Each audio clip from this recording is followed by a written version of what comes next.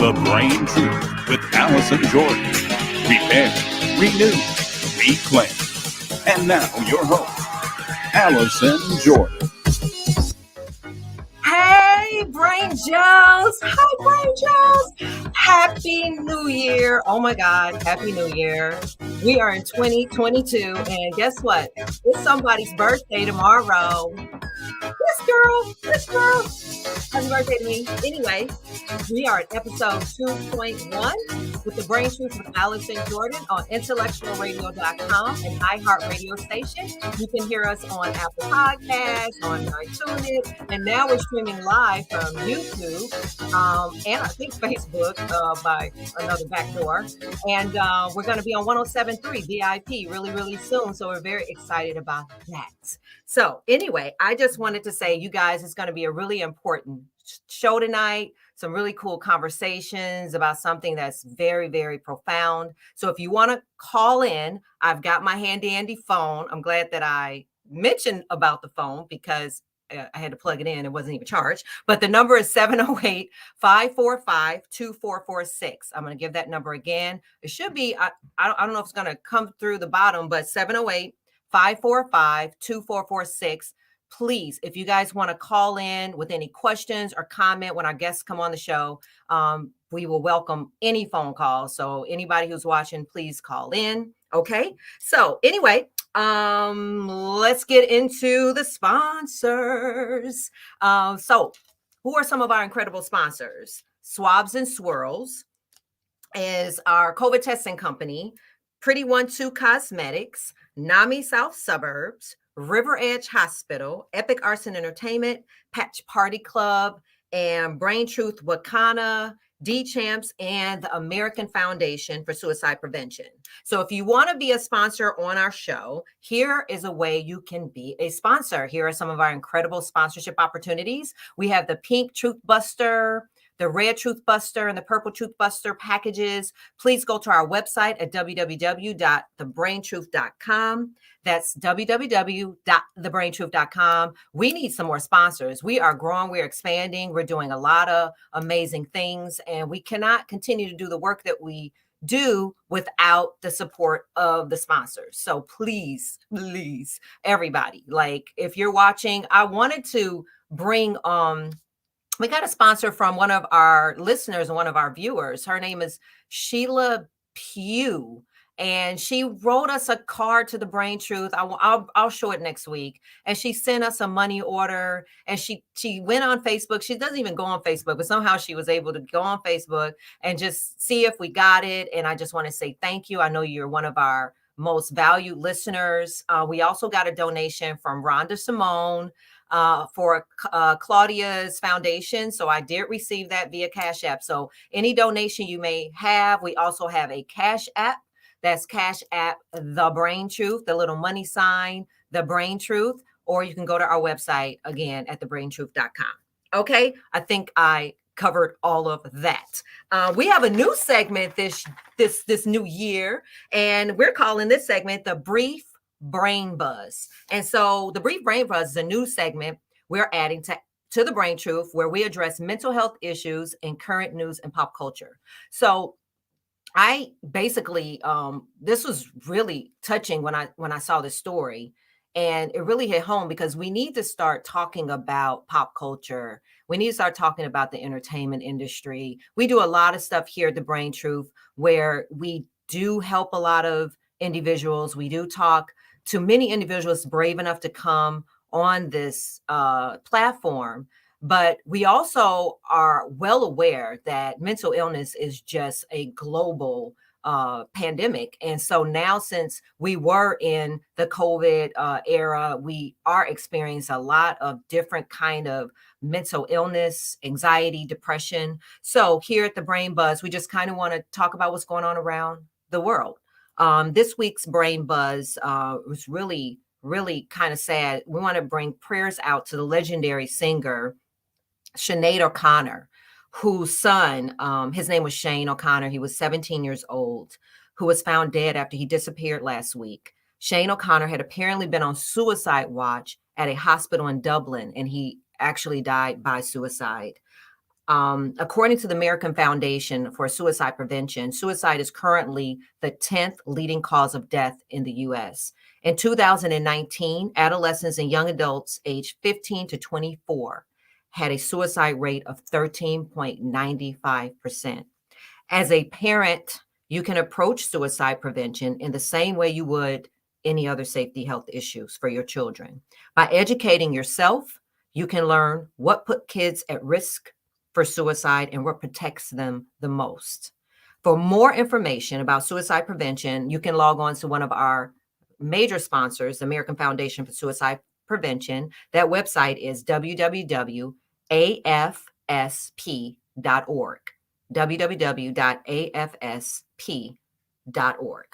Okay, let's go on to our disclaimer. The Brain Truth does not serve the purpose of providing medical treatment or therapy services, diagnosis, prevention, or cure for any physical, mental, or emotional issue, disease, or condition. As a member of our audience, you agree that the Brain Truth does not assume liability for any physical or mental disease, condition, or issue, or any other type of loss or damage due to any information shared on our broadcast. So today is National Human Trafficking Awareness Day. Human trafficking is the second largest and fastest form of organized crime. I did some research and looking, and it says assessing the full scope of human trafficking is difficult. And we're going to be talking to some people that can help give us some insight. It's difficult because so many cases often go undetected. Something in the United Nations refers to as the hidden figure of crime. However, it's estimated that internationally, there are between 20 million and 40 million people in modern slavery today. The U.S. State Department says over 20,000 individuals are trafficked in the United States every year. So I want to bring on an incredible organization that is just dedicated and advocates for human trafficking. We're honored to have two of these people from Restoration 61 here with us tonight. Restoration 61 empowers individuals who have been exploited through sex trafficking to lead lives of hope and freedom. Their vision is to respond to the crisis of domestic sex trafficking by providing resources to victims through outreach and emergency housing and restorative services while addressing the issue of demand and ending exploitation through education and advocacy. So joining us, and you guys are already here, hi, is Lakeisha Smith and Chloe Waters. So Lakeisha Smith, raise your hand. Who's Lakeisha? Okay, Lakeisha, an awareness and education advocate at Restoration 61, who works to inform local communities of Chicago about human trafficking and exploitation. Lakeisha's heart is to prevent victimization and educate future generations on how to identify the signs of trafficking. Welcome, Lakeisha. And then we have Chloe Waters, is also joining us. She's the Director of Awareness at Restoration 61. Chloe Waters is a speaker, writer, and creative who effectively uses her own story of sexual abuse and exploitation to provide communities with the tools to fight against human trafficking. She currently leads the awareness education team at Restoration 61, which focuses on building diverse relationships within communities to make them a safer, stronger, and more resourceful environment for survivors of exploitation to thrive. Hi, ladies. Wow. Hello. Woo! Hi. Thank you So so much bring for it on, having us right? on. You know, I started doing this research. I know a little bit about it. You'll see later on the show that my son was in a movie and he filmed it about human trafficking. We spent about 4 months down in Flint, Michigan. And so when you really start to like research it and see the statistics, it is astounding. And for you guys to do this every day and make this your advocacy, your life, I want to say on behalf of the Brain Truth and everyone watching, thank you. First of all, thank you, thank you, thank you, thank you. What Thank you. is human trafficking? Let's just start there. What is it? Anybody want to take a stab at what human trafficking is in a sentence? Well, first, I want to thank you for allowing us to be on this show. So thank you, Allison. And so to answer your question, human trafficking is really the practice of transporting people from one place to another for the purpose of forced labor or sexual exploitation. And usually it encompasses force, fraud, or coercion. And so, I mean, that's a technical definition. And the way I like to break it down is human trafficking.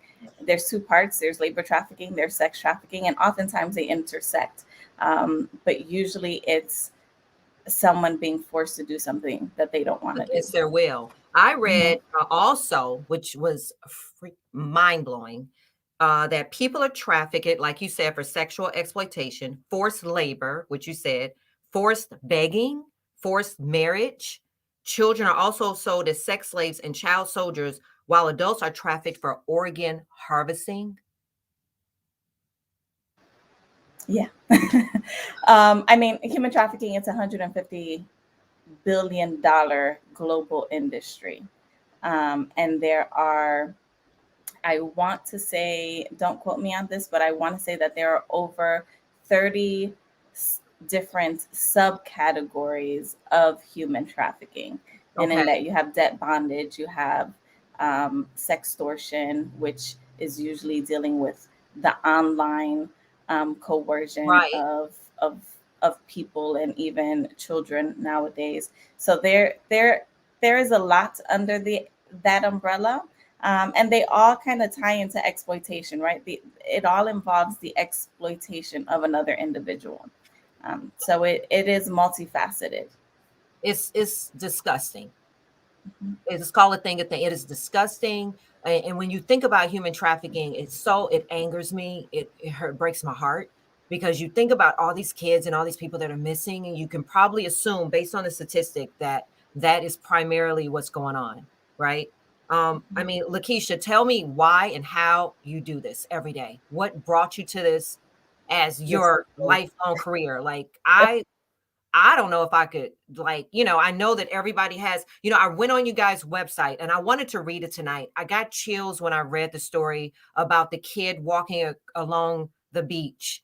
And it's the story of throwing the starfish, right? Or was it the starfish story? It's on your website. And some old man came by and he was like, well, there's hundreds of thousands of starfish and you're pouring them back in the ocean. And a little boy said, he threw one and he goes, I just saved that one life. And if it just takes one life to Yeah. save, you guys are doing what God has assigned you to do. So Lakeisha, tell me why you're doing this, and how many starfish have you saved, and what is this, what are you doing, how are you doing it, and give me the depth of what this actually looks like.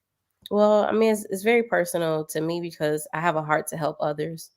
And seeing that traffickers, um, basically go off the vulnerabilities of people Mm, within their communities. It's like you can see somebody off the street and see that they deal with rejection or that they're hungry. wow. And you just they feed on that. So, but this initially started actually with our founders, Kara and Paul, in Okay. 2015. So they initially were attending a summit on human trafficking, I believe it was in Kansas. And Kara began doing some research on human trafficking just within her region. And she actually used to be a former middle school teacher. So what she realized was that the very students that she had been pouring her life into were the same ages of those who were being trafficked, Mm. targeted by traffickers. Like, to me, that would be mind blowing. I've worked with students from K through 5, and if I to find out that the students I'm working with or the people that are being trafficked are around the student, the age of the students that I'm working with, it just breaks your So heart. people who are trafficking the kids are like right in front of you. Yeah, it's like right in Like front of you, and you don't even know it. like And so, teachers and like, I know there was somebody said something like when you go to Walmart, like they'll put something on your windshield or something. Have you ever heard that? And listen, like it's a a little bit of jacket, and everything. then you jump out of your car to like take something off your windshield, and someone in a van, like, I don't know if that's just Yeah. dramatic, but Well, they say that's what they do. that could be a gang initiation too. But there are different ways to be trafficked. Like I said, Yeah. with Paul and Kira, I think the biggest thing was that they found out that Illinois had the largest numbers when it came to trafficking out of all So 50 states. It does? Illinois? Really?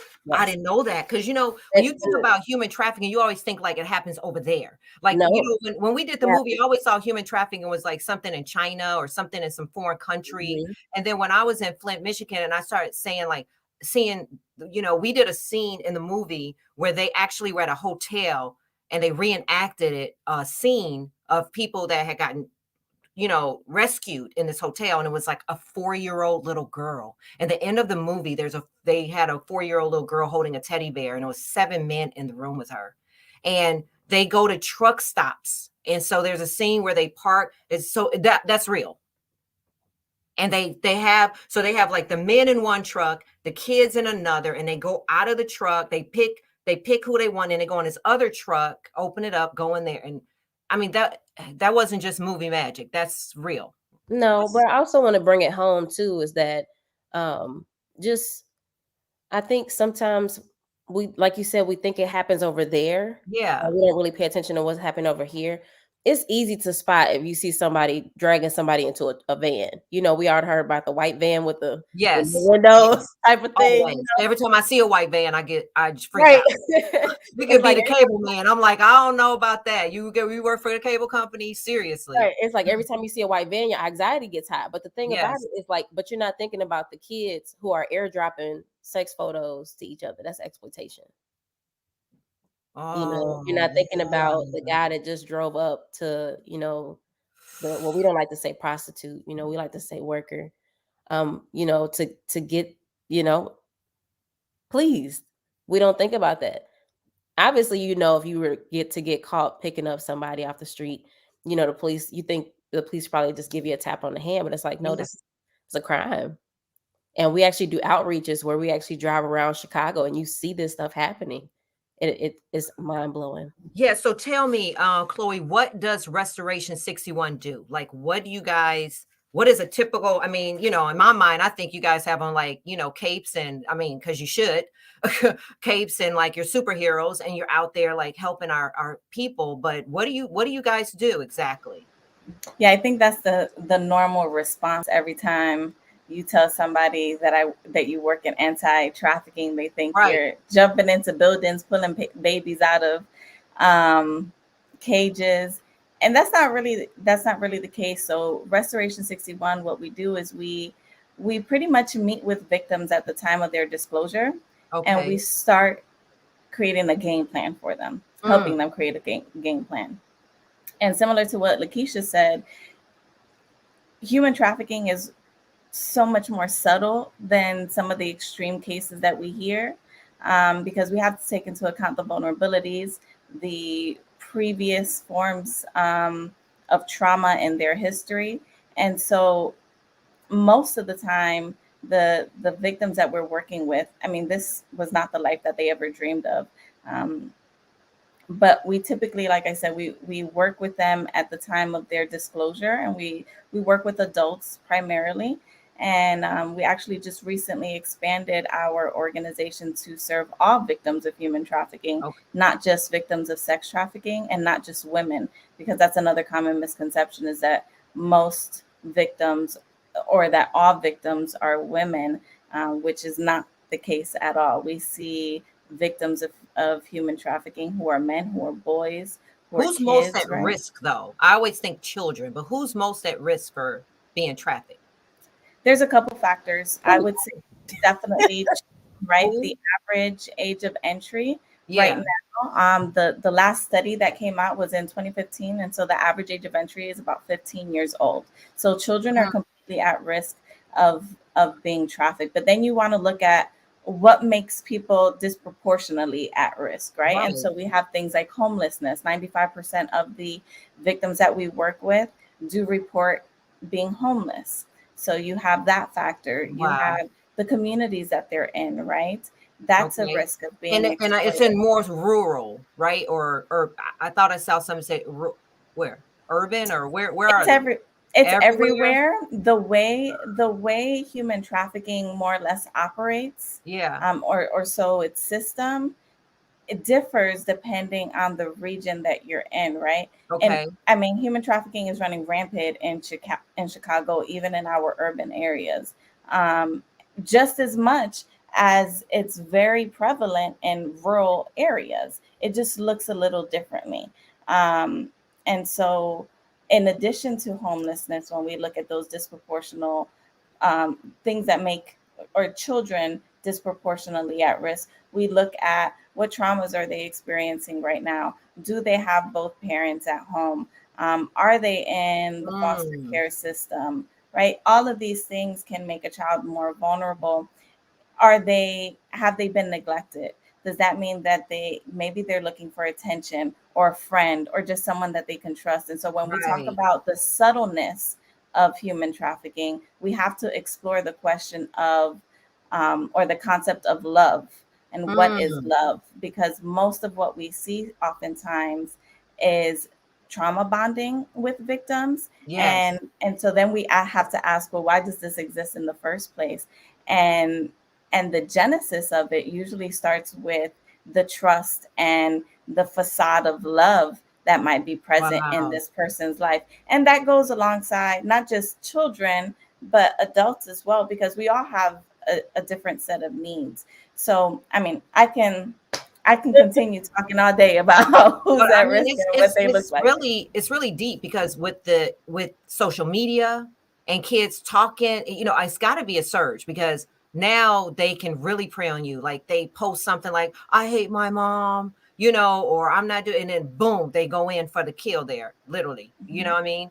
Um, mhm. Out of the sex trafficking. Oh, say so you guys work with people that rescue the kids or with agencies that actually capture or rescue the kids and then you assess them from a mental standpoint, right, and kind of for reentry back into either going home or how does is that what I'm understanding or So it works a little differently in Northern Illinois. We actually Mhm. only work with adults, and the reason why we Okay. work with adults is because they are often overlooked. They're an overlooked population. Yeah, I saw Um, something where it said some people actually force themselves, they make a choice to be trafficked.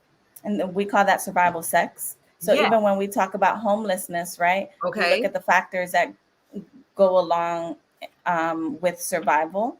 And sometimes you have a surge of people who are homeless. Sometimes they're introduced to this lifestyle by someone else. And so they engage in survival sex. And although we might, or you know, people might look at that, or society might look at that, oh, well, that person is willing to do it because they are consenting to that. But are they really? Or are they just trying to survive and fend for their Yeah, needs, right? that's So we scary. have that. In Northern Illinois, we work with adult victims of human trafficking. And most of the time, we are introduced to our new clients either through law enforcement. We have some relationships built with law enforcement and with other agencies. And so oftentimes we'll get referrals from them. So that's usually how we're introduced to them. And in Southern Illinois, because the regions are more rural in nature, there Mhm. aren't as many resources available either in those areas. So we do work with um, children of human trafficking, So when they victims who are arrive, children. Lakeisha, when they arrive, I mean, Mhm. I don't want to make this sound insensitive, but what are you really looking at? What are you facing? Like, I mean, from a physical and a mental standpoint, I mean, what are some of the stories that happen? What can you talk about that? Yeah, I can share a little bit. I think one of the things that I see the most is the brokenness. Hmm. Doesn't matter the age or the color. Um, and some of them are really, I don't want to say like dolled up, but they don't look homeless. Some of them don't look like what we see on TV. We're looking for like somebody who just look like they just injected drugs and Right. maybe look high and stuff like that. And that's not always what it looks like, you know. And honestly, it's just you don't judge. Um, Traffic victims just come in all shapes and sizes, and when you see them, you really just want to help them, which is why I'm glad we do case management with them. We do crisis intervention with them. If someone's been recently raped, we actually go Mm. into the hospital with them, and serve as an advocate for them.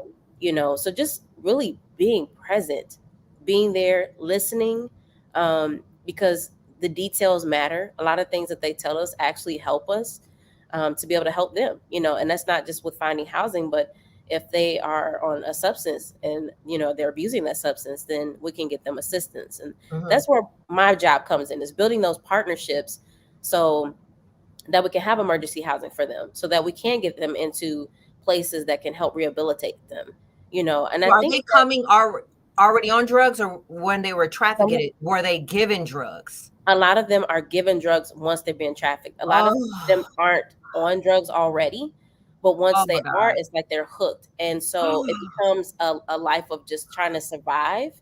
To be honest with you, like not all of them are what we may think as uneducated. Some of them are. Some of them have degrees, you know, and are very well kept, very beautiful women, you know. So I Wow. just want to basically Woo. just put that across, that it's not always what you see on the TV. You know, I watch SVU, Right. I watch the crime shows, and I enjoy them, but it's not what you always see. Like give me some scenarios, like on a dating app, and I just go out and have dinner Yeah, with a nice man who says he's an attorney, whatever, and he's like, like, oh, let's go so somewhere and this have is a gonna drink. Like sound funny. anything? This is gonna sound funny, but do you Okay. know there's a sugar baby conference? No. What's that? Yes, What's a sugar they baby? What is that? actually they actually have conferences. Chloe, don't laugh at me. They actually have these conferences. It was mind blowing to me because it was just Okay. like, wow, this is a lifestyle. And it's not necessarily that they look at it as trafficking. It's just, oh, I'm just showing off this part of my body, or spending this, you know, time with this person.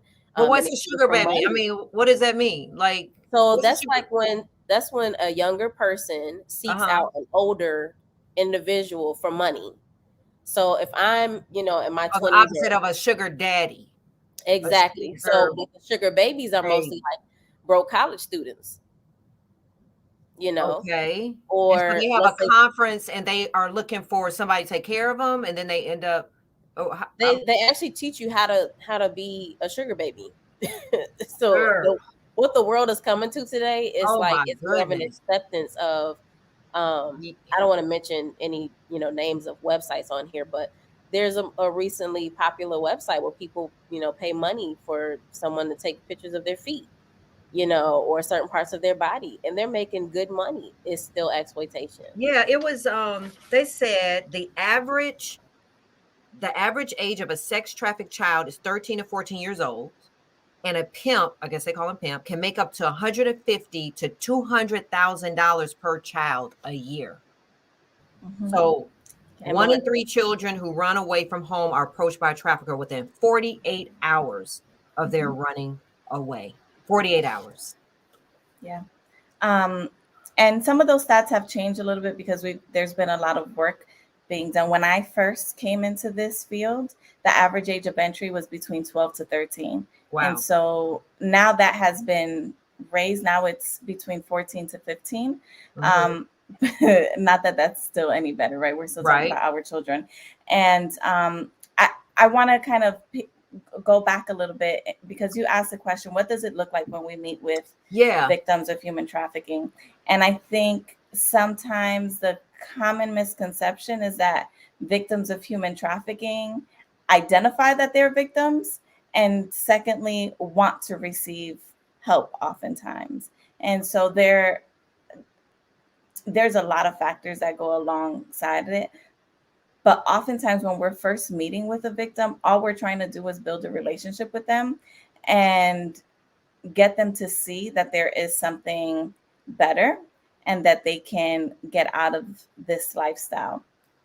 But oftentimes, like a day in the life of an advocate that is doing victim services, Uh-huh. it's tough because you're working with human beings who have been exposed to a lot of trauma. Sometimes mental health plays a factor. Right. Sometimes that substance abuse is present. Like Lakeisha said, many times they're not entering in with an addiction, but I can't tell you the amount of women that I've spoken to that said, I literally could not do this work without taking something. Wow. Um, because they can see up to 40 clients in a day.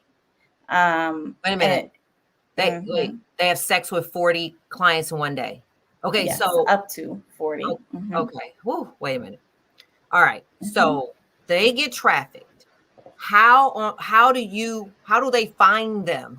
So there's an advocacy people or FBI, I don't know what agency, you guys got to tell me. They find them. they rescue them. What happens to the traffickers? Do they ever find them? Because they say that they go underground.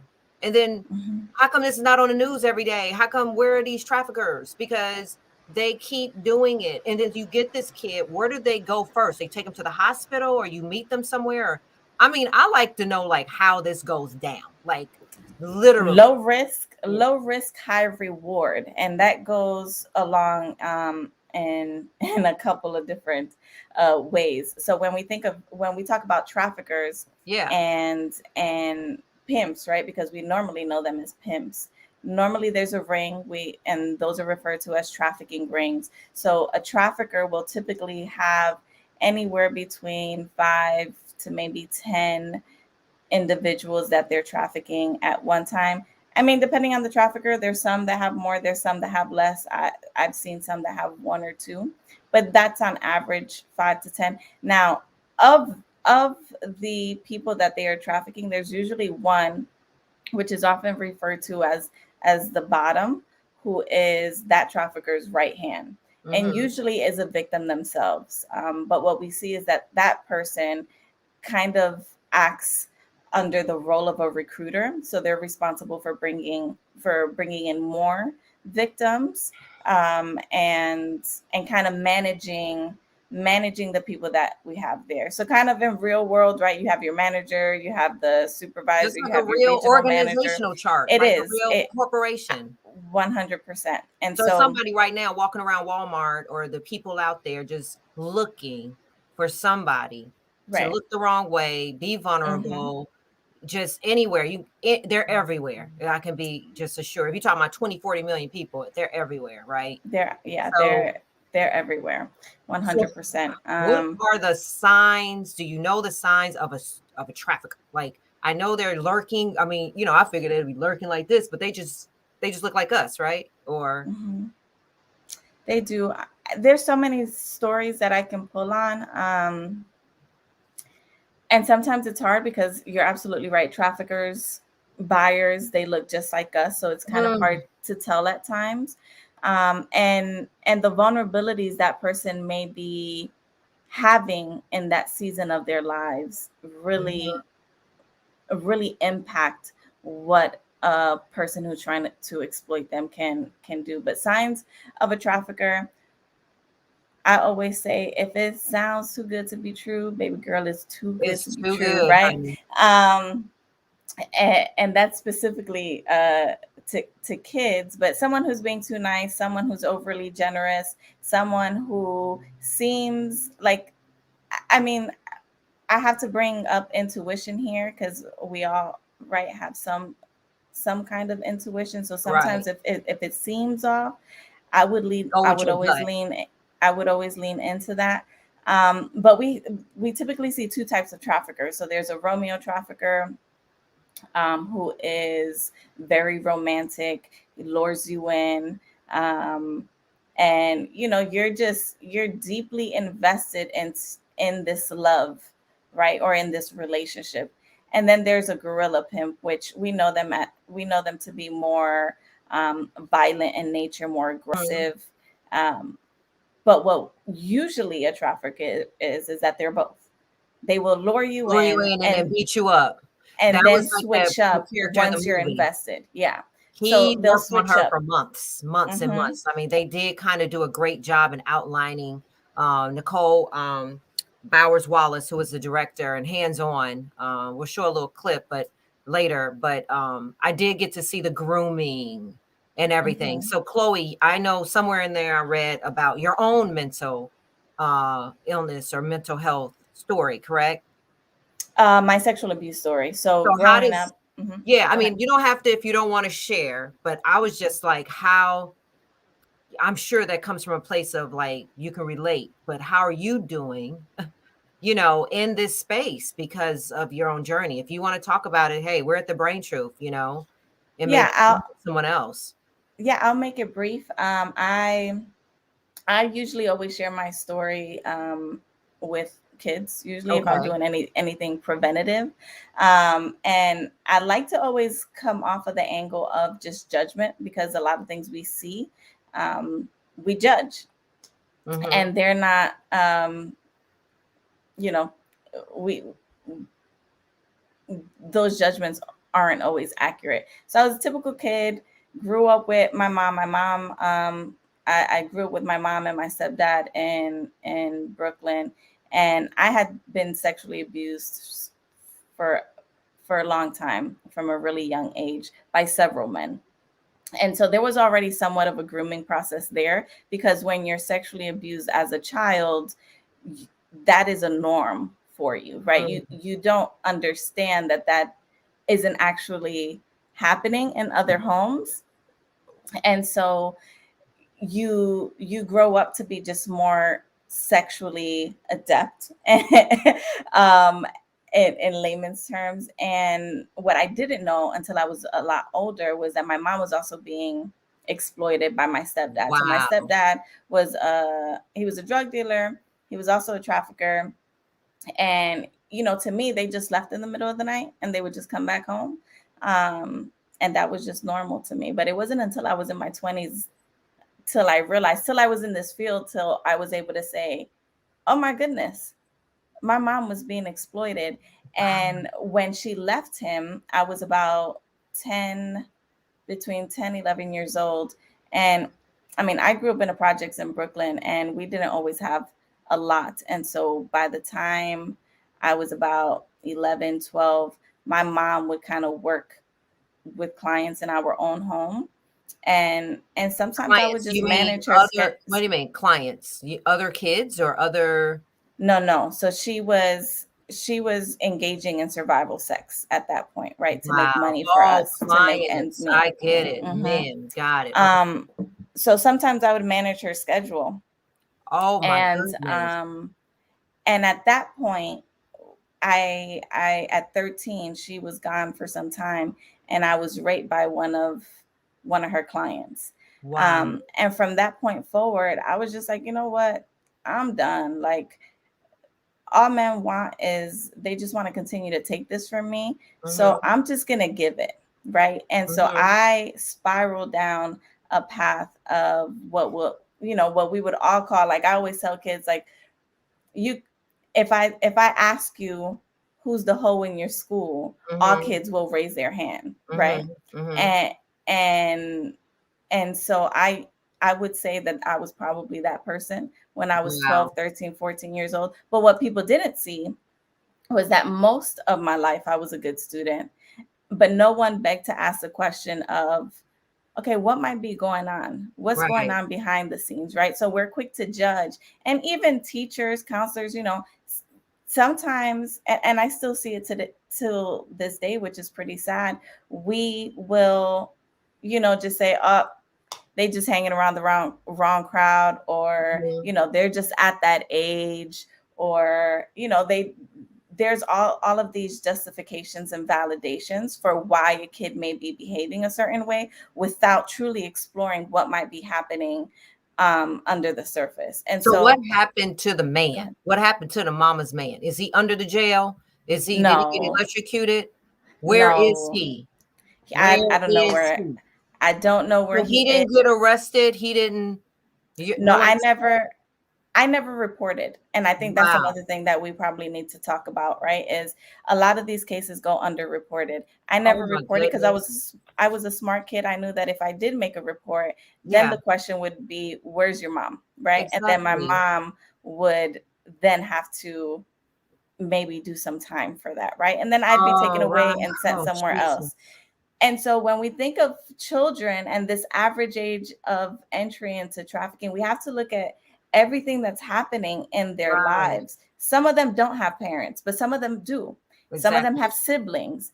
All of those things are used against them Yes. when someone is trying to take advantage of them. So we just have to be better at asking questions, and also understanding that a lot of these cases are underreported. So we Yeah. have these numbers, and it's why I hate statistics, because they're not true numbers of what we're dealing with. Because Right. the amount of people that I have worked with in my life, the that have actually reported, Yes. is very, very small in comparison to the amount of people I've worked with who have not reported. So Well, Yeah, Chloe, I that's a long appreciate story, it. but yeah. I really appreciate you sharing that story. It gives context, to how passionate you are about helping other people, and just you saying it, just normalizing that conversation. We hope that some of the young people that you are saving are going to be brave enough to join in this fight and help someone else. Lakeisha, what are we going to do? I mean, how do we stop it? Can we stop it? Yeah, absolutely. So there's a few things that we're currently working on. Like I said, one of the things is case management, being an advocate so that these victims have a voice. Um, crisis intervention. That's whether we're going out to do an outreach and we're giving out hope bags. And, we place our Mm. number in the middle of these hope bags. We actually just did a 21 days of giving where people actually, brought in donations or went through Amazon Smile to give things that go in the hope bags. And they mean a lot. We fill them like with feminine products, Wow. makeup and just different things, like even just a little sucker. A lot of things that the women can't get on their own. Feminine products are expensive these days. So just even having that bag, may give us a couple of minutes to have a conversation with them. And that can be just that one conversation might be enough for them to say, you know what, I want to get out this life. What can I do? And Okay. that's actually what happened with me. We actually did an outreach and we drove around and we had some young ladies that we saw, Mhm. and their pimp was literally across the street watching us give them bags. And as long as they're not, you don't have clients coming through, um, they won't interrupt you if you're talking to them, long as you're not spending too much time with them, because time is money. So actually we saw a young lady, we gave her a bag as well. And she seemed like something was troubling her. Mhm. um, and we literally just did like, we gave her the bag and everything and just told her to give us a call, when she was ready. And we literally did a lap like around the block, and we actually saw her again. And she said, you know what? I want to come in. She was like, I literally prayed about this morning. And that was something that touched my heart, because it was like, God hears our prayers. She Yeah. was literally praying for a way out this morning. And when she saw us pull up, and us give her that bag, I don't know if she realized at that moment that that was hope, literally pulling up with her. Wow. When we made that drive around the block and came Woo. back around, just to see her there and to see her say, you know what, like, I think this is what I prayed for. Like, can you Mm. help me to get her off the streets that day? Like, I cried I can because imagine. it's I know it's you go home. I mean, I can't, I well, one of the things I'm working on is my heart is really in prevention. I really like working with the kids. yeah. So I'm hoping that we can, have a department where we can work with children and work in prevention. Um, I was a victim of domestic violence and sexual assault, Mm. and I really believe that it wasn't just due to the trauma of having divorced parents and, Right. um, you know, going to one living with, because actually my dad had custody of me and Mm. actually visiting with my mom. But it was just a lack of identity, being raised by a military father. You don't really know your identity as a woman, you know, Right. being raised by a man. And so just not judging. Yes. As soon as they say yes, pull them in, you know. And I visualize that, like like I visualize you were saying the story. Do you Mm. ever get scared though? Like they're gonna come after you or the traffickers? I'm Oh, sure they don't like y'all. I mean, do you fear? Like, I mean, seriously, you you guys know what? are taking away their $150,000, $200,000. I mean, And actually, sometimes it's more. There's some women that make $1,500 an so hour. you guys are fearless. Like y'all, like, look. I I mean, won't say that, but I will say that Restoration 61 is probably the first, um, company that I've partnered with that actually pray. And, wow. we cover Woo! ourselves with the blood of Jesus, and that's huge for me. That gives me a peace of mind. It takes away that anxiety because it's, You're I'm being led really, by something greater. yeah, God has allowed me Wow. to go into very stressful situations, and I have so much clarity of thought, Wow. that some people think is scary. They're like, "That person just had a knife at you. You didn't even blink." Like, Are or you serious? So you've had some situations like yeah, where you had a knife, like somebody was threatening your life because you're saving. yeah. Well, okay, so I'm just my head. Just feel like it's getting But you tight. know what? I This think is a lot. in Yeah. that moment, because it was like me protecting a child, something just rises up in you. Yes. And I'm not suggesting that anyone do this. Please call law enforcement. And we have Right. a You're national saying what human God has trafficking assigned hotline. to you. This is your Yeah. assignment. So I want to pivot because I want to bring in our in-house psychiatrist, Dr. Gettings, because we do want to start talking about the clinical perspective and the mental impact that these kids have. So I want to bring on Dr. Gettings, who's one of our brain gang. She's we have the whole brain gang. And we often bring some of our brain gang members who's in the field working like yourself that can sort of give a clinical perspective on this whole human trafficking and your own walk. Dr. Gettings, welcome to the show. Here's Lakeisha and Chloe watching. What are your thoughts? Are you just back there just like me? Like, well, look, I've been backstage listening for sure. And first, I just want to thank Chloe and Lakeisha for speaking tonight. And both of you all obviously are spot on with some of the major points as it relates to this topic as a whole.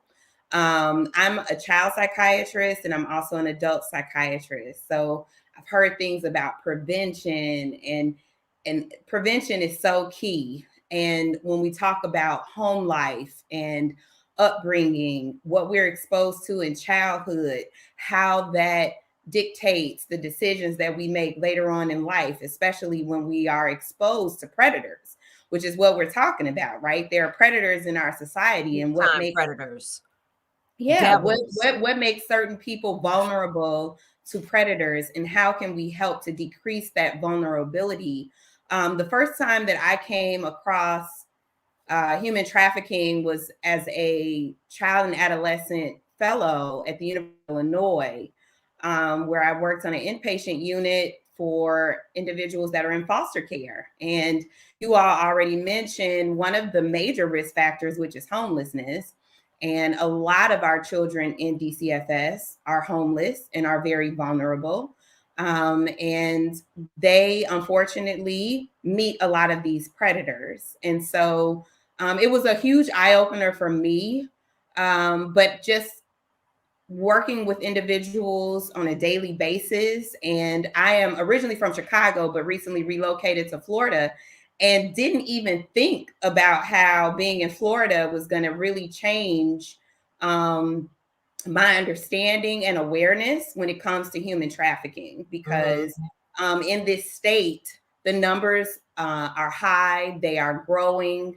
And I am also working in an integrated behavioral health program within a family medicine practice in Broward. So in that practice, our job is really to identify these individuals and make sure that we're providing them with resources. I see a lot of women who come into this country with very little and end up trafficked, end up asking for help and asking for guidance in terms of getting away from these predators. So I think just listening to the conversation and making sure that people know, like you said, Allison, why is this not on the news? And when you said that, I went right back to other things that we don't hear about on the news: suicide, just things that happen every day that are true epidemics, and they don't get the attention that they need in order for us to decrease these numbers. So I think it's prevention. Go back to that prevention word, because that's key. Because Lakeisha tapped in and you said it. Prevention. I mean, like anybody right now is watching this, whoever's watching this, I don't know. Oh, hey, Rhonda. I was like, where's everybody? Prevention. Okay. I'm sorry. If you go to the pediatrician's office, why is this part of your health assessment? If you're in class, why is this part of the curriculum? If you're in church, why is this part of the sermon? Why is this part of the church? Like, if this is at the numbers that you're saying, and they're right now walking through Walmart and wherever you are, like you said, right in front of you, Lakeisha, what the heck? Why am we just talking about this like every dang day? Like, I'm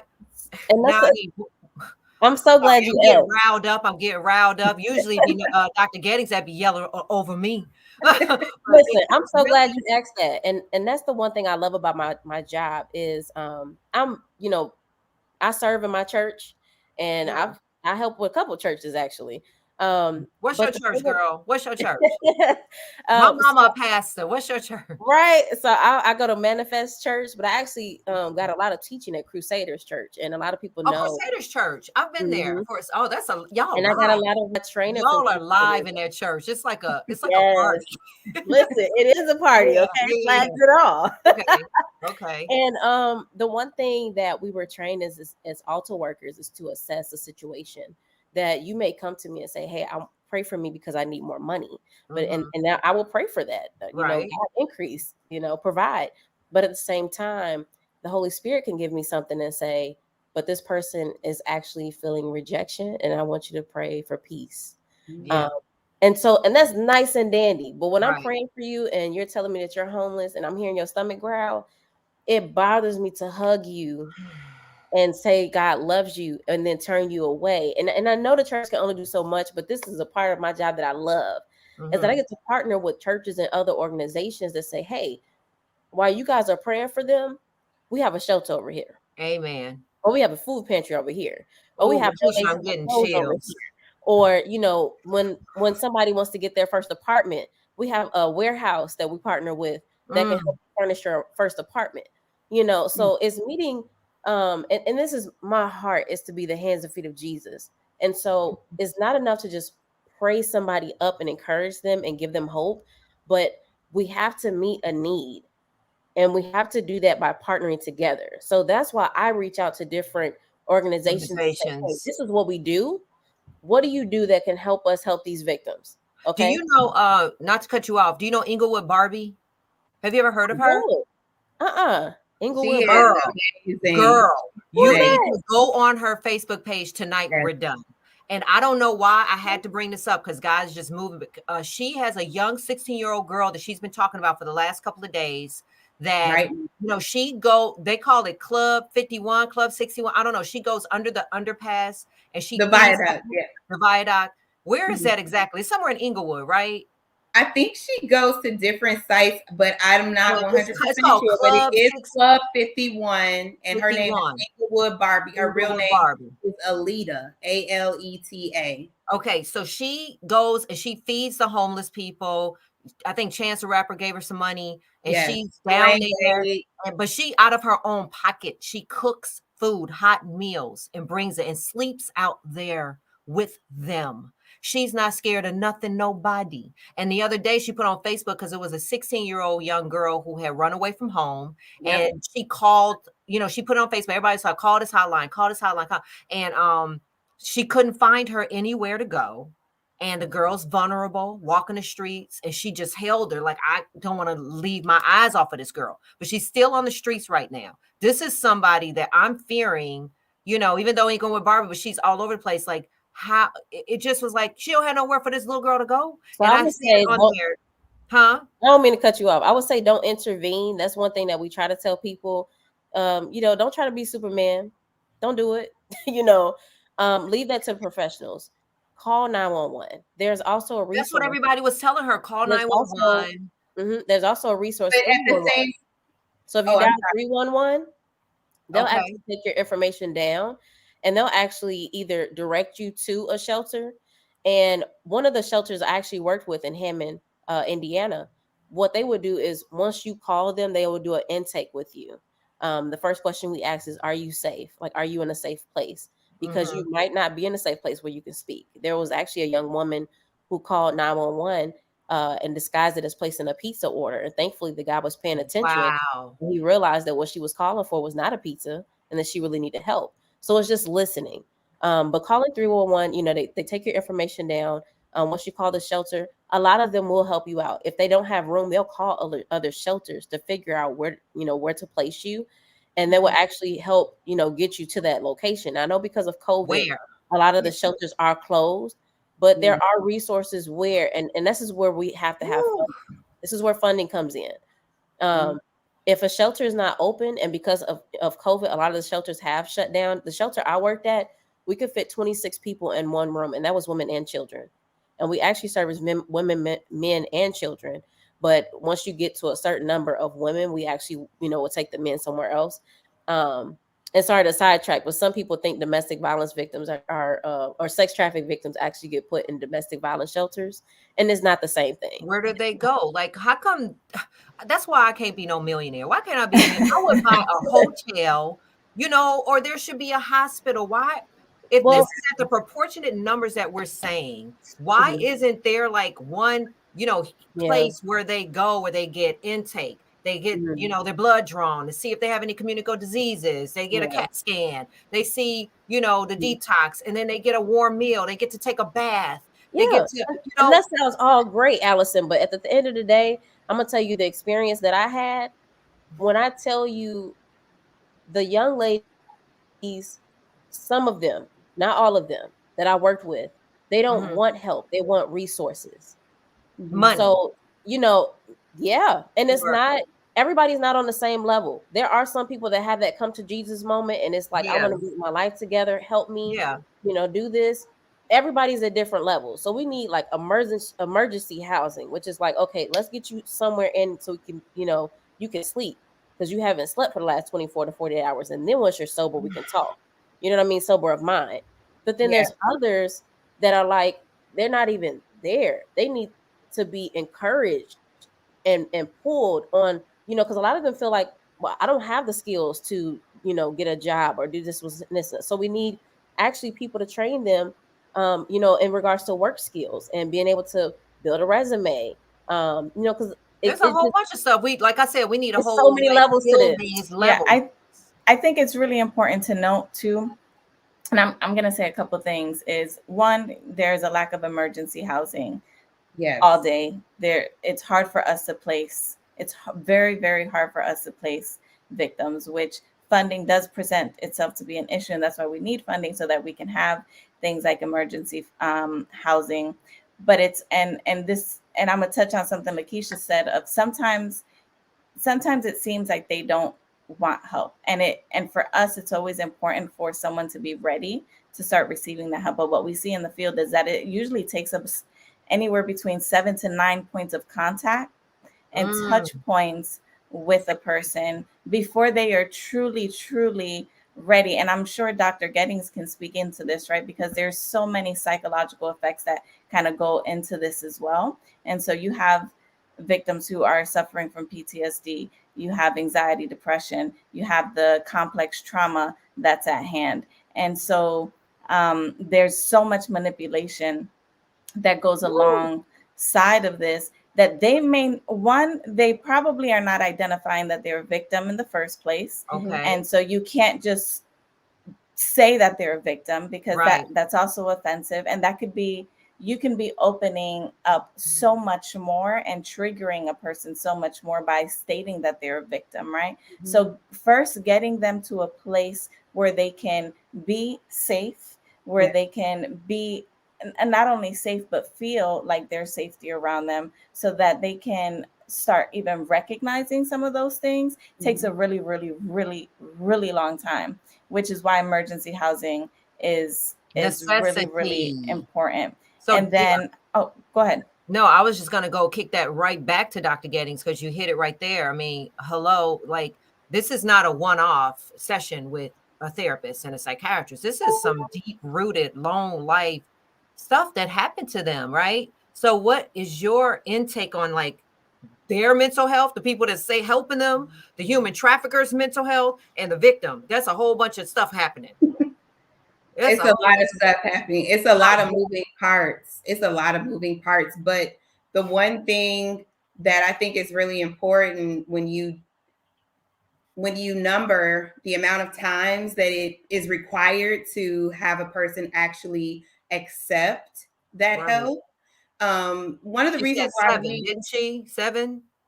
Yes. One of the reasons why we're trained in motivational interviewing and being non-judgmental and being empathetic is because there is a motivating process that has to take place. If you are coming in contact with someone where, for us, it looks like as the medical professional, this current situation is damaging and abusive, but you're meeting someone who most of the time has a long history of maltreatment, neglect, abuse, trauma. Okay. And so you're not just addressing this moment in time. So that takes a process. And as you mentioned, Lakeisha, the resources are lacking. Like, I'm just 100% going to say that. There's no sugarcoating that.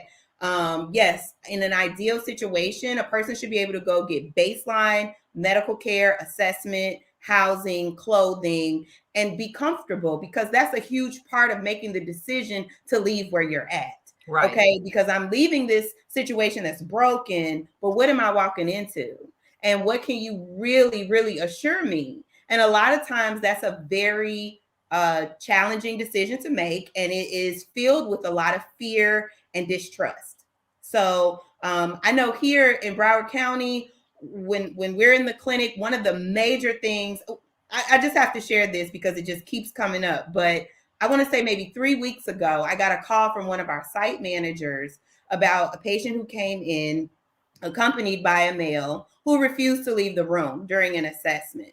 Okay. And because of this situation, we had a discussion about our protocol and policies with bringing patients back accompanied by another individual. Right. We need to address this because once this individual was in the room, it was clear that something was not right. Right. And so now when we're trying to remove this person and you're asking the woman in this case who was being evaluated, you know, can we meet with you in private? And she said no. And of course he said no. Right. What can we do in the future to prevent even being in a room with someone who is taking control of a situation and preventing our intervention? And as medical providers on the front lines of women, men, children coming in that need services, need help, need rescuing, we need to make sure that we have certain things in place. And we also just need to begin with an awareness of it. Yes. Because human trafficking is real, it's here, and it's increasing in frequency across this nation. So what is wrong with a person that would traffic somebody? What are they diagnosed with? That, well, I think that's something that we need to explore too, Gettings. because go Oh, ahead. I'm sorry, both of y'all. I'm sorry, I'm getting kind of riled up. I'm sorry, y'all. I'm sorry. Because I'm mind blown. Like, even when I was doing I think I always go back to hurt people, and not making things too complicated. So when you go back through the life of an individual who's exploited someone, they've somehow been exposed themselves to exploitation. I don't know how, but I would assume that in most cases that is fact. I think that there are other obvious profits from this type of a dynamic that would cause someone to pursue it. And then just thinking about the ability to have empathy when we talk about personality disorders and things of that nature. I mean, we know that everyone, going back to predators, right? What is the psyche of a predator? How does a person become a predator? How does someone become driven to manipulate, control, coerce, and enslave another individual? Right. I 100% agree, Dr. Gettings. And even when we talk about human trafficking, when we say it is layered because we go back to even what you said, Allison, about, prevention is key, and it is. But even if we did prevention in every school in America, right, and I would just go on record and say this, that still would not fix the problem. No. Why? Because there is a demand, and we have to address the demand. Aside from supply and demand. And it's not just the money, it's also the appetite for sex. And so when we look at the demand, we've kind of touched on the trafficker a little bit, and 100%, right? When we talk about traffickers, we have to look at their history just as much. And I always try to tell people to not demonize others, because we don't understand the circumstances that have brought that person to that point. Is it acceptable? Is it justifiable? Absolutely not, right? The selling of a human being is just not acceptable, and it's not something that we should tolerate. But we do have to ask the question, why? Why is this person doing that? And then we also have to explore the buyer, because we wouldn't have this if people weren't out here buying sex and purchasing sex. So we have to ask the question, why are people buying sex? And there's so many elements that drive the demand. We have media and pop culture, which is something that you had touched on before, Allison. We have pornography, the pornography industry. And I saw you guys had a couple segments on pornography a couple episodes ago. So we probably don't need to touch on that, but already that is definitely a gateway to someone who wants to purchase sex. We talk about other societal factors, historical racism, economic issues. Like there's just all of these factors that are driving demand. And there's a community of buyers that also, I mean, there are people that we can demonize buyers all day for purchasing sex, but we also have to ask the question, why are they purchasing sex? And do they even understand the implications of what they're doing? And oftentimes they don't. And it all goes back to even what Lakeisha said, is that at the root of a lot of this, we're dealing with identity issues. At all levels, at all ends of the spectrum, from the trafficker to the victim to the buyer and to anyone else, even to corporations that don't realize that they're contributing to human trafficking. So, like what corporations? Can we say it? What? Well, I think I would say, I'm going too much. Am I doing the most? What? So we don't support, like what? When you say contributing, there's an organization called the National Center of Sexual Exploitation. National Center of Sexual Exploitation. Okay. Yep. And every year they put out a Dirty Dozen list, and I would just direct you guys that way. So that you can see Sexual Center of the National Center of Sexual Exploitation. Yes. NCOSE, Nicosi. Okay, going to that website. And every year they put out a Dirty Dozen list. So you can see some of some organizations that are on their radar that they would like to change some legislation, and they go in depth into why these companies are complicit to human trafficking as a whole. So, and can I just say one thing to that? Well, actually, I need you to kind of wrap this. No, because I was just going to say, and just in preparation for this show, I think as a clinician, my focus is more so on the sex trafficking aspects of human trafficking, but learning that human trafficking as a whole, we're talking not just about sex trafficking, but also with labor. And so when we talk about corporations that utilize human trafficking for their products and goods and that, I think we all need to be aware that human trafficking is not just sex trafficking. And sex trafficking is actually the smaller percentage of what falls under the umbrella of human trafficking. But overall, I think that when we talk about prevention, and I mentioned this to you, Allison, I got an email this week from my son's school. Right, I saw that they're doing a mental health awareness week. And one of the topics for the day here in Florida is human trafficking. Amen. And I think if we have more conversations with our children, so much stuff just starts at home. Like look, I grew up in a house with domestic violence and abuse and trauma. And it's just like, when you don't have that groundwork, when you don't have that stable upbringing, when you're exposed to chaos, dysfunction, trauma, and abuse at an early age, subconsciously, you really do in a lot of ways gravitate to that, or your radar. Or you can become the trafficker, right? Like either or. So to your point, going back to hurt people, a hurt person can look very different. A hurt person is not always someone who's exposed to being the person who's trafficked, but a hurt person could also be the trafficker. A lot of it has to do with our exposure and our protection from predators. Again, going back to that, because what we're talking about is a cycle of abuse and trauma and manipulation and modern day slavery, if that's what you want to dub it. But I think we have to do way better. I think it's really sad where we are right now. And just from what I see clinically, with a lack of resources, with a lack of providers, and just the lack of awareness and understanding, I think we have to do way better. So I want to say something because like I mentioned before, we're going to show a little clip of the movie that my son was in called The Ring of Silence.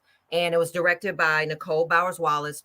I believe one of the best directors on the planet. She's going to be doing a lot of stuff. But what she sent me tonight when I told her we were doing the show, because Ring of Silence is coming back out. It was on Amazon. But right now, Ring of Silence, which has captured the attention of academic institutions, including colleges, universities, healthcare educators, especially nursing, and high schools, because of its realistic portrayal of human sex trafficking and how youth in every socioeconomic and across all standards of living are at risk.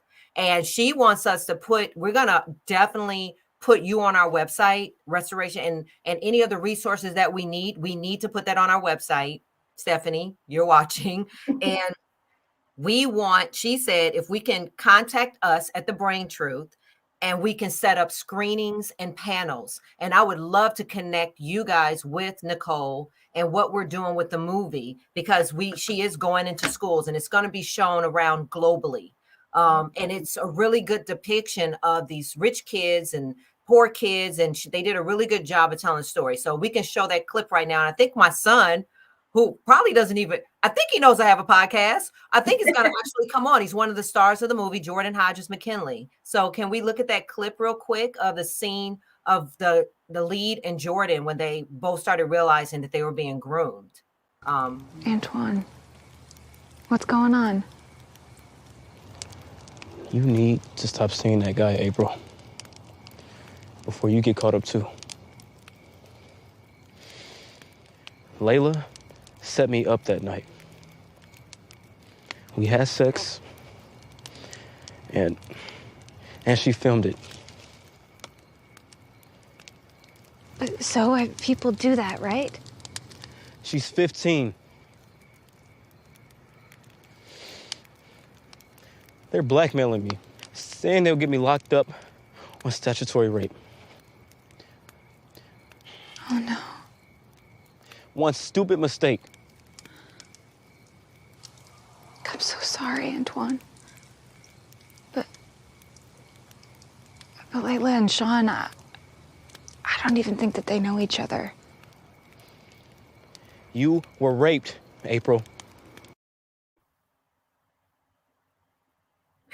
Okay. So do we have Jordan? Is Jordan here? Is he in the building? I'm here. Can you hear me? Yes. Hey, Jordan Hodges. Hello. How are you? So this was my son. So we filmed this movie in Flint, Michigan a couple of years ago. And we actually did a scene which was so profoundly powerful at that hotel at the end when they did the bust and they reenacted an actual scene. We were actually, when we were on set, remember, Jordan, we were in the rooms while they were setting the stage with actual police officers. Were in the scene of the movie that were returned to the scene of the crime, where they actually busted a 4-year-old girl in a room with 7 men. And so tell us just briefly, your experience doing the movie. I don't know if you've been watching the show tonight, but how has that impacted your life too? Tell us about the movie and how's it impacted your life?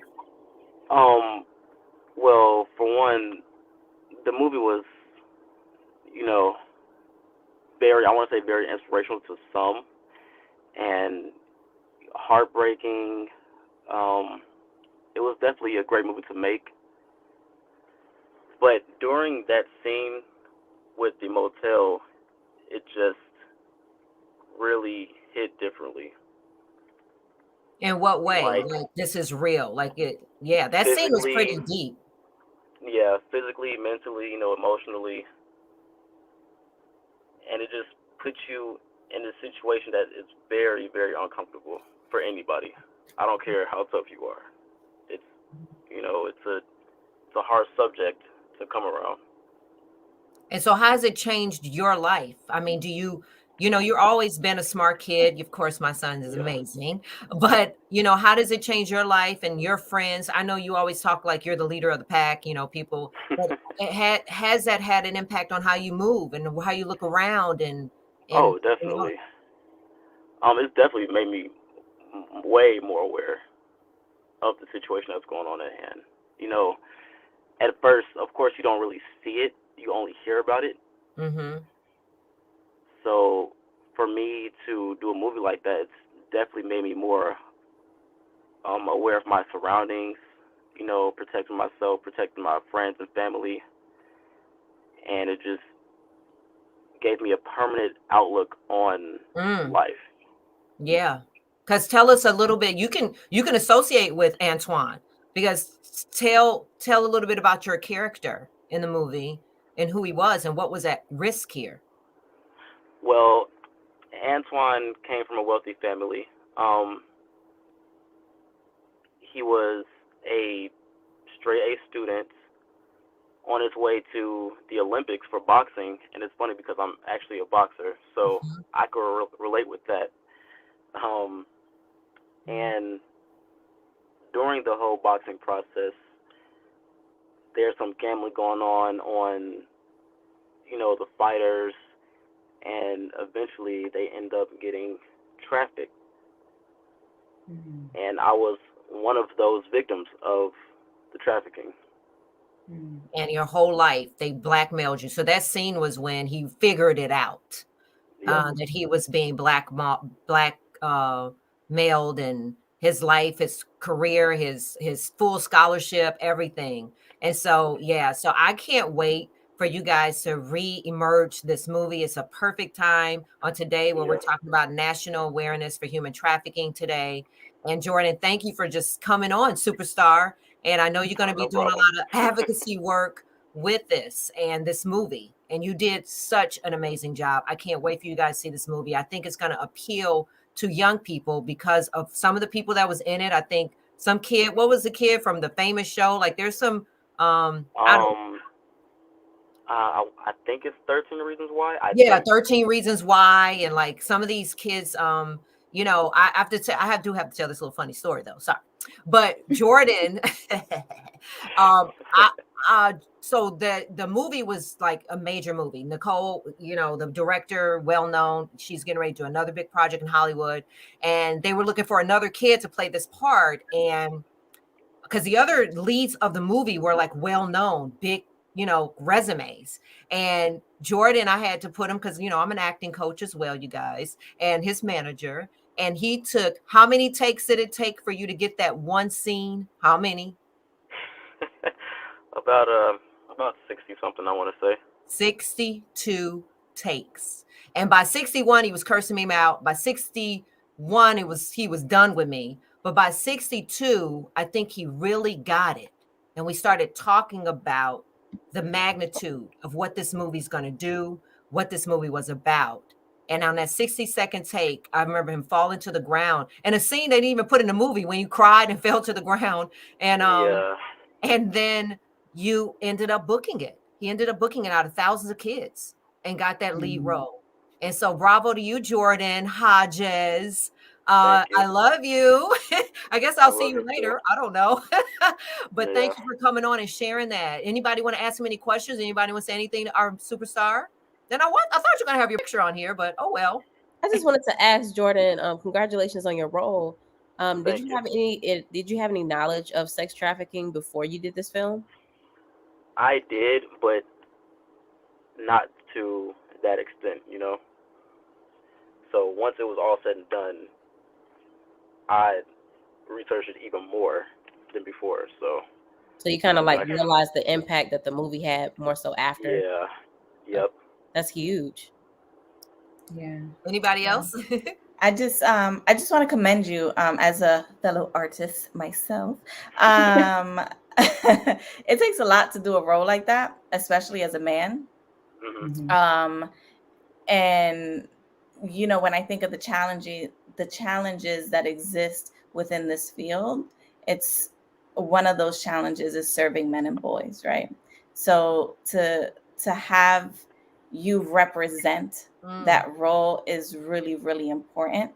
And it is really impactful. So I just want to commend you because not a lot of people would be willing to take on that role. I really appreciate it. Mm-hmm.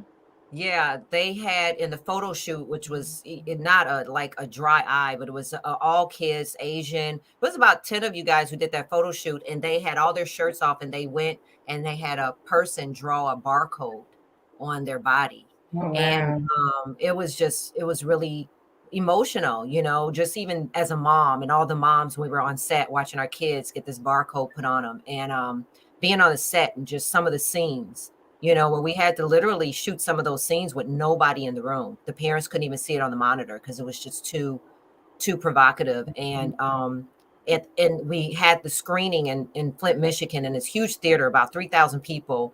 And Christian, I can't think of her name right now, but she's the choreographer for Missy Elliott, and she came on and did a choreographed piece on human trafficking in the opening before we even showed the movie. And just watching those kids come out on stage, and some are victims who were victims of human trafficking participated in that opening, was just profound. So I really want to connect you guys. I think this conversation is not over.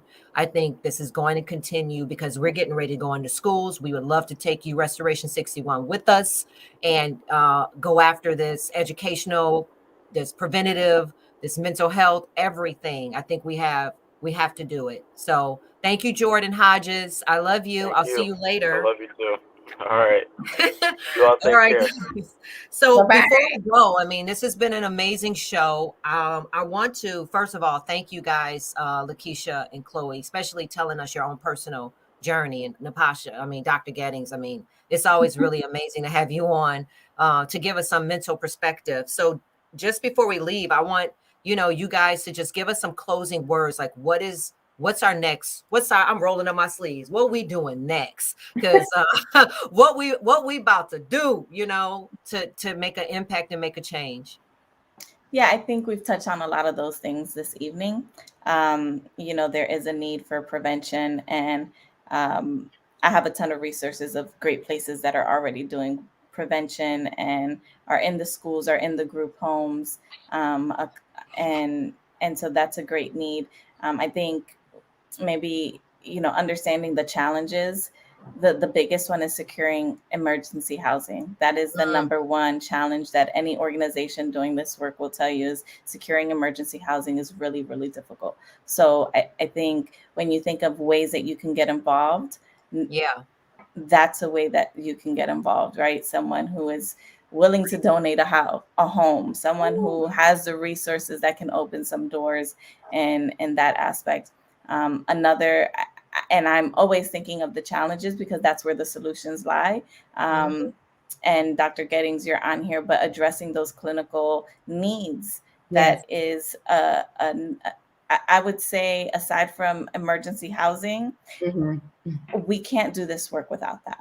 Right. We yes. just cannot. It's impossible. Emergency So housing. so addressing those clinical needs, we've just hired a clinical director on staff. Hmm. And we are going to be building out our clinical program so that we can just offer more clinical services to victims as well. So that's important. Again, addressing the demand. We have someone on our team who is writing up a program to specifically work with buyers.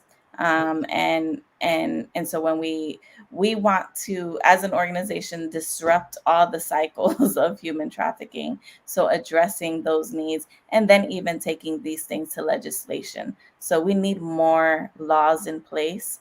We need more people at the forefront, because one organization can't do it all, At all. which is at all.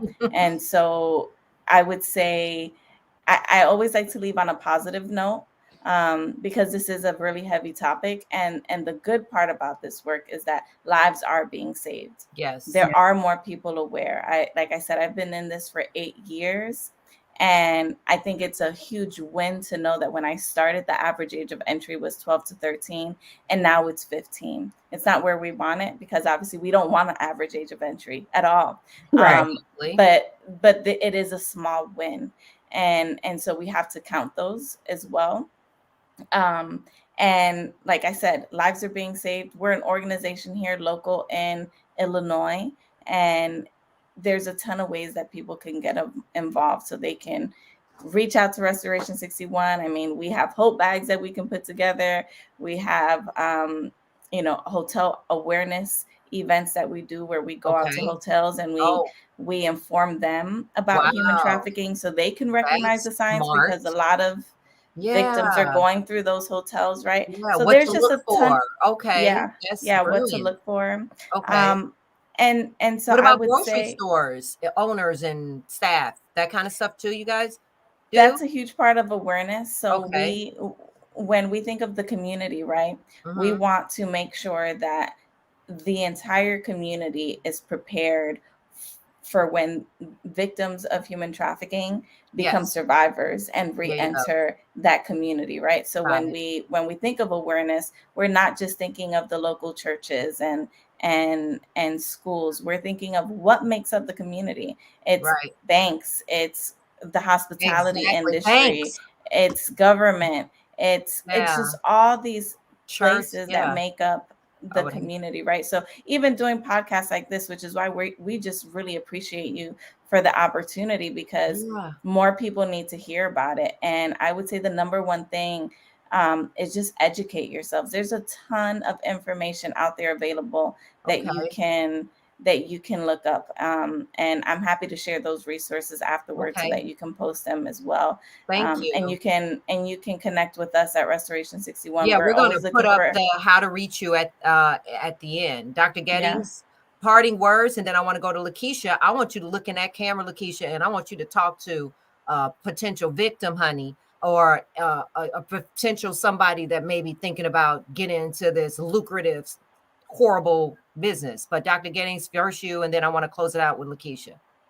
Yes, for sure. I just want to close by saying to members of the medical community that we have to do our part with recognizing individuals that are coming in, obviously, in a human trafficking situation, and making sure that we're doing the appropriate screening and educating and everything within our power to get them out of that situation.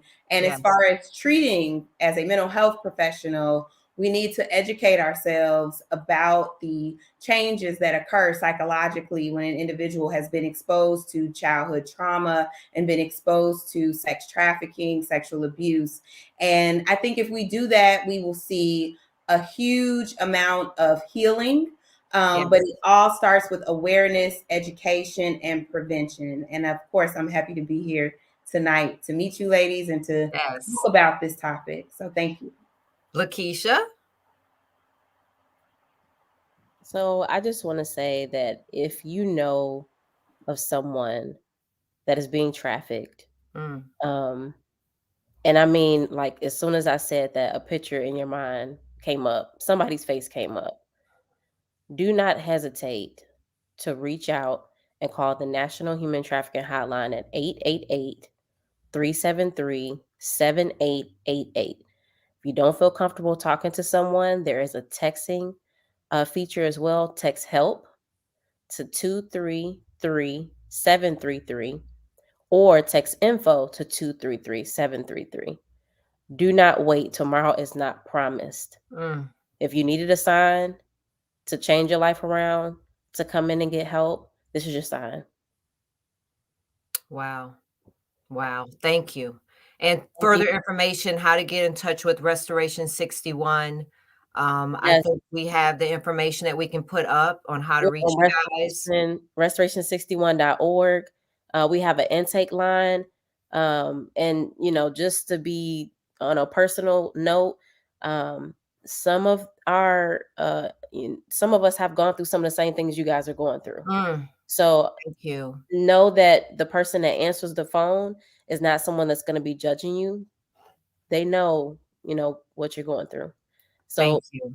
Just pick up the phone, call us. We have an intake line at 773-550-7239. It's on the screen. Call it. That number is available 24/7. Someone will reach out to you. We have a website. You can reach out to us. We have a Facebook page, Instagram, and LinkedIn. We do monitor those, and we will respond to the messages. If you know of a friend that you believe is, involved in human trafficking, whether it's labor trafficking or sex trafficking, or you want more information, please reach out to us. We are willing to come out and train you. If you're a company, we're willing to, train your employees. We need to know the signs. We need to know what to look for, and not only what to look for, but what to do once you see it happening in your neighborhood. Thank you so much. Thank you, Lakeisha. Thank you, Chloe. This was an amazing conversation. It's not ending here. Thank you, Dr. Gettings. We will definitely continue this. Again, you can also go to our website, which we're going to definitely put a hyperlink to Restoration 61 and resources on human trafficking and what we're going to be doing next, collaborating with the movie and what they're doing in schools. And also don't forget to reach out to Inglewood Barbie. So that is wrapping up our new year. What is it? Episode 2.1. Happy New Year's, everybody. Happy birthday to me tomorrow. Happy birthday. Happy birthday. Happy early birthday. So Thank you so much for having us on. We really appreciate you. I appreciate you guys for being here. So that's it for us. And thank you guys. Good night, Brain Joes. We'll see you next week for another episode of The Brain Truth with Allison Jordan on intellectualradio.com and iHeartRadio station. Thank you.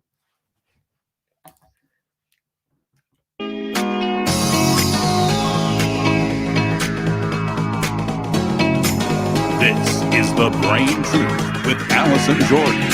Repent, renew, reclaim.